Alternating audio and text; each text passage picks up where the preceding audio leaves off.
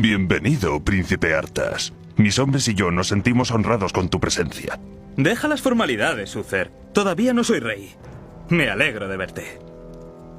Yo también, muchacho. Me alegro de que el rey Terenas te haya enviado a ti para ayudarme. Mi padre todavía espera que se me contagien tu paciencia y experiencia. Un padre tiene derecho a soñar, ¿no crees? Aquí es donde hemos tomado posiciones. Nuestros exploradores han confirmado que hay un campamento orco escondido en algún lugar al otro lado de la montaña. Tal y como sospechaba. Hay algo peor. Están preparándose para atacar la aldea de Stranbrad. Por lo que sabemos, la aldea está totalmente indefensa.